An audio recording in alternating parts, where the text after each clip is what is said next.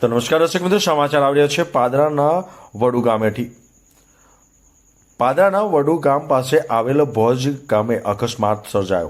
પાદરા તાલુકાના વડુ ગામને સીમમાં આવેલા 18 વર્ષીય યુવાન મિતેશભાઈ ચુનારા પર ટ્રેક્ટરનું ટાયર ચડી જતા ઘટના સ્થળે જ કરુણ મોત નીપજ્યું છે।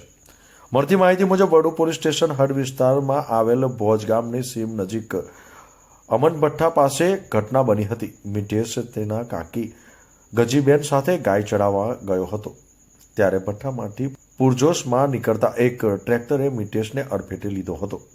ટ્રેક્ટરના પાછળના મિક્સરના ભારે ટાયર મિતેશના માથા ઉપર ચડી જતા ગંભીર ઈજાઓ પહોંચી હતી અને ઘટના સ્થળે જ તેનું મોત નીપજ્યું હતું। ઘટના બાદ ટ્રેક્ટરનો ડ્રાઈવર ટ્રેક્ટર મૂકી ફરાર થઈ ગયો હોવાની માહિતી સામે આવી છે। વડુ પોલીસ તાત્કાલિક ઘટના સ્થળે દોડી આવી હતી। મૃતક શરીરનો કબજો લઈ વડુ હોસ્પિટલ ખાતે પોસ્ટમોર્ટમ માટે ખસેડવામાં આવ્યો છે।